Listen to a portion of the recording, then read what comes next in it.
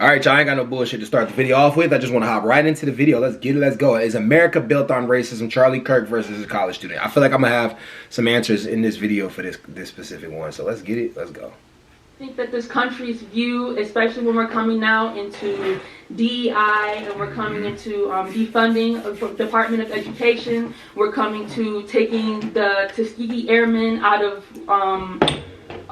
being taught. That has been reversed, just for the record. Okay. Tuskegee Airmen. But there's been multiple other things besides Tuskegee, but also, like, you know, the whole debate on critical race theory, teaching slavery in schools, teaching black history, etc., etc.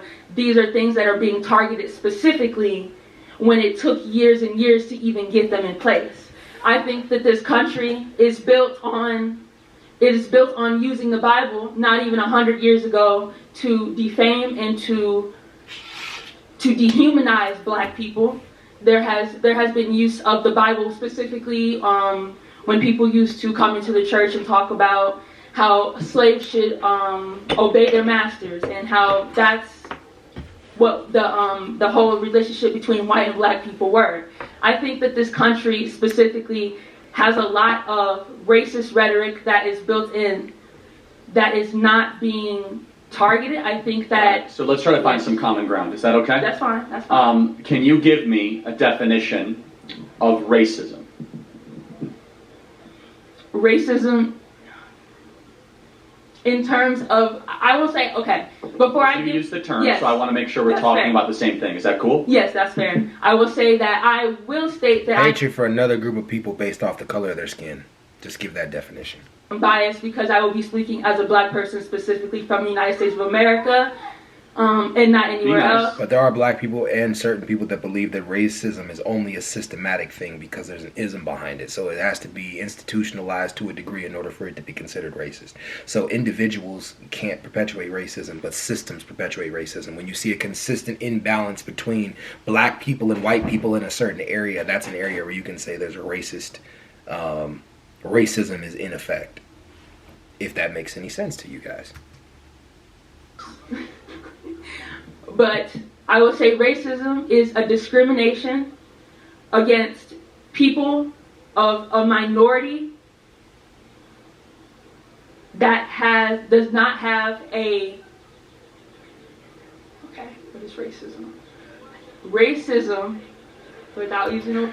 Ain't gonna lie, this looks bad, and he's gonna grill on this because you don't even know what the definition of racism is, but you used it. That doesn't look good, but, you know, whatever. Can't use the word racism. Can't use the word. That's I'm trying. A discrimination against a minority class of people in order to create an imbalance in the society or a hierarchy based on something that is undetermined as of color, race, the color of your skin, or maybe even color of your skin. Can you be racist against Asians? Yes. Can you be racist against white people? Yes. I believe that you can have prejudice against white people, but in the way that this country was built, and the way that this country has been founded, and the way that there are many laws that have taken place, specifically like where you were talking earlier with the whole reparations debate, there are many legacies of white people in this country that... Guys, just... Okay, let's just all take a breath. Gigi's talking. Which I also would like, I feel like that kind of comes into, yes, we're not all from this country. This is a country of immigrants. This is a country of people from other countries. So let me give you an example. Yes. If a group of black individuals, which happens unfortunately so often, say, we want to go beat up Whitey, and they go beat up a white person, was that a racist thing that they did? Absolutely, yes. I would have to ask for further context, but yes. Based off of that, cool. Yes. So, but then let's go back to your definition, because your definition was that it had to be the exercise of power. I'm going to make your definition better for you, because the exercise of power against a minority group. Yes. But in that case, it wouldn't be, because it would be a group of black individuals versus a white individual. Correct. So wouldn't a better definition of racism be a human being or institution prejudicing or stereotyping against anybody else because of their race?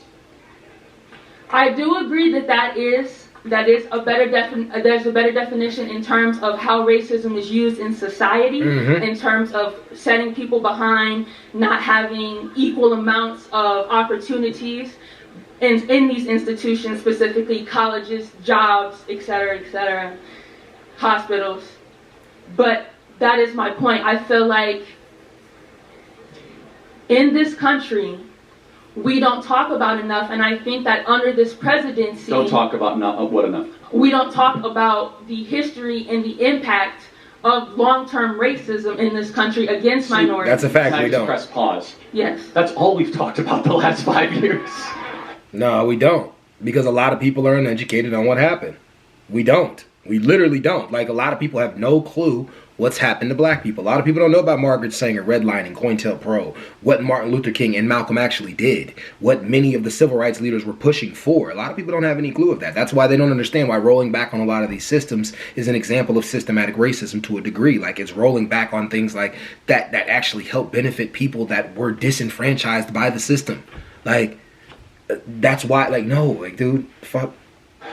I mean, but hear me out. 1619 Project. We have entire black dedicated channels on Pluto and Hulu and Netflix. We have reoriented the entire national dialogue to have non-stop race obsession. So I think we've talked about it thoroughly and properly. So do you think that black people in this country have equal opportunity and are treated equally as white Absolutely. Wow. So let me prove it to you, okay? So Gigi and Charlie. What can Charlie do that Gigi can't do? Okay, I don't know anything. I don't really know much about you. I don't know Based like on the what law. you're capable of. No, just on the law. What am I allowed to do on the law? The law were equal, but some yeah, I don't even feel like explaining this shit. Law that you I don't are even not feel like allowed to explaining do it on at the this point.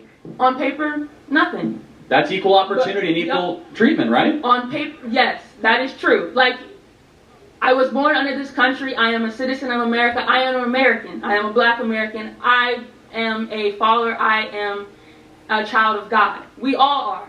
I 100% stand on that.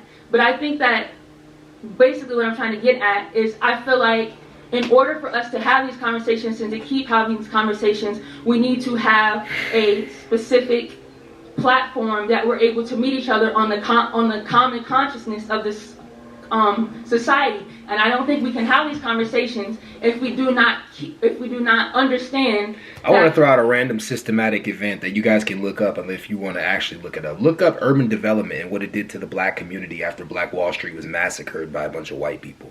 Look up what urban development did next when it came in. I'm just going to leave that in the air just to do it, because remember, like, there is no systematic anything happening here, right? Look up what urban development did and then what the government did to respond to what urban development did. Just look that up. I'm just curious to see what you guys think of that. Black people specifically, because I really can't talk about Asians. I'm not Asian. I can't talk about other people of color. But black people in this country specifically have never had the opportunities to bring themselves back up. When you're talking about the destroyment of the black family, that also came with a big chunk of the Reagan administration, which was forever and whatever ago. How is it the government's fault of why dads aren't around? I mean, we could get into... That is so fucking ignorant, bro. How is it the government's fault that dads run around? You can actually blame the Democratic Party for that 1,000%. But the government played a role in why that isn't. Guys, just research it, man. Oh, this dude is so bad faith argument sometimes, man. He's bad faith argument. I don't even feel like arguing the talking points. I feel like every time I watch this dude's video, some points he makes are good. And then some points I'm like, dude, you're just doing bad faith. You know that the person doesn't know the answer to the question. That's why you're asking it. If you were debating anybody that knew the answer, you would look terrible. To the whole, like, the rhetoric of crack babies and crack drug dealers. So, but isn't it a decision to take drugs? Oh, no, 100%. So, and it's a decision to commit crimes. Yes. Okay, so the government didn't do that to them. People decided to take drugs. That's true. So here's my contention.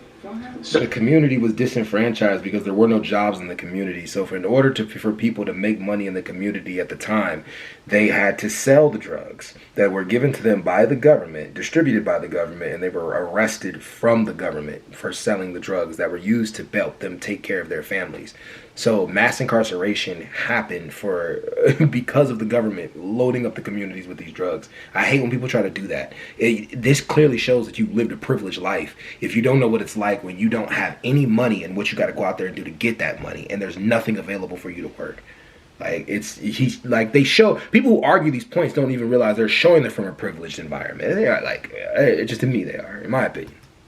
So you have a population that dads are not around, that is very, very murderous per population capita, that is very violent, more likely to be involved in gangs, and we, as conservatives look at that and we say, wait a second, like the problem is within the community.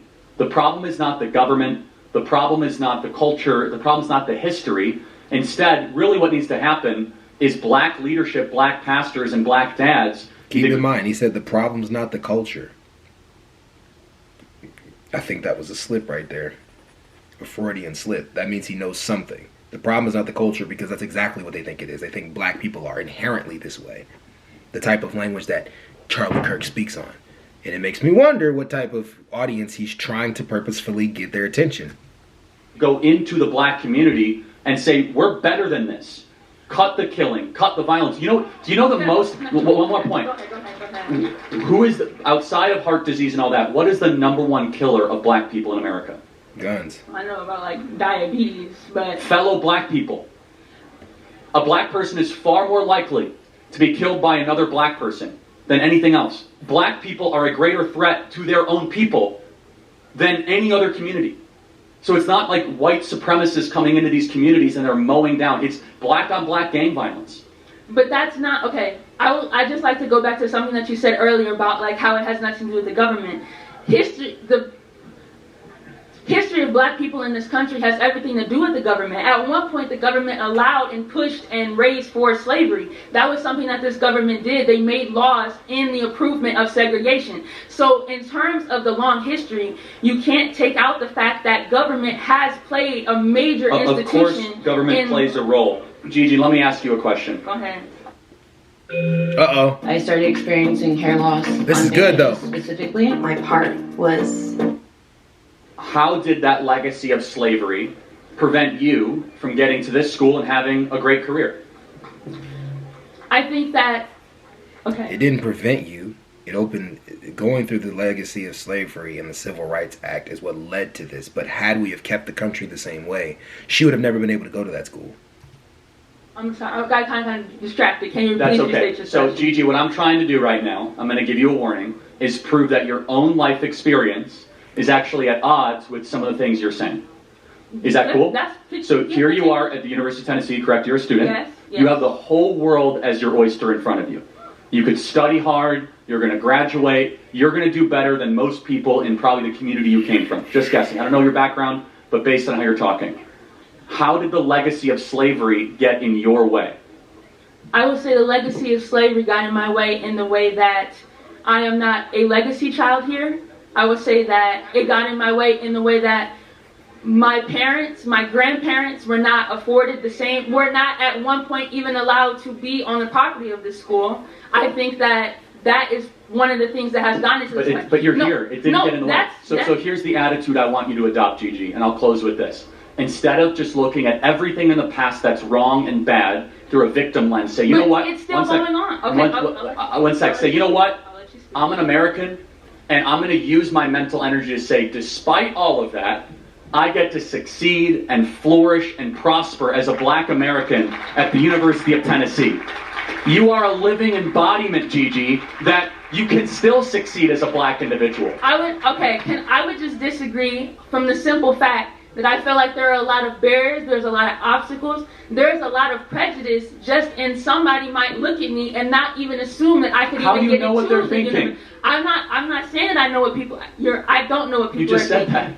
I'm saying I can assume from prejudices that I know exist in this country. Hold on a second. Because of shit like random stuff when white people say shit like this, you're well spoken. What is that supposed to mean? When you are well spoken. I've heard that a lot throughout my life. You know how I know every person that was ever hired was black when I used to work at a specific job I'm not going to say? The manager would come in and say he was well spoken. He never said that about any of the white people that came in, ever. It's little details like that that we notice where people think low of us, but subconsciously don't even realize they're thinking low of us. Second, I gotta go time out. And you know what? If you walk around here and you go see, this happens all the time, and you see a white boy with the short shorts and kind of acting all, you might say, he's only there because of his parents. I don't think so. Oh, it happens a lot at these southern schools, right? I mean, it happened. I mean, I was raised in Michigan. So everybody has to overcome some form of bias, prejudice, or stereotyping. What's most helpful? Let's stop talking about it so much and talking about how we can apply ourselves to become better people and better citizens. Thank you so much, DG. Thank you. Thank you. And the funny thing is, I really wish he meant what he was saying, but I know every argument that he's making is just a bad faith argument to try to discredit the fact that there's something going on within our community and the United States that's causing conflict amongst black people and white people that we need to discuss. It's a lack of education amongst the whites and sometimes even the blacks.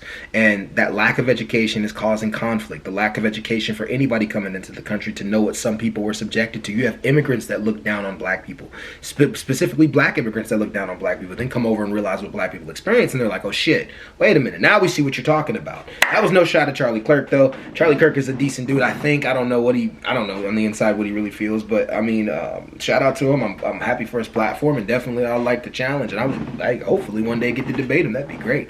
But anyways, y'all, I'm out. Peace.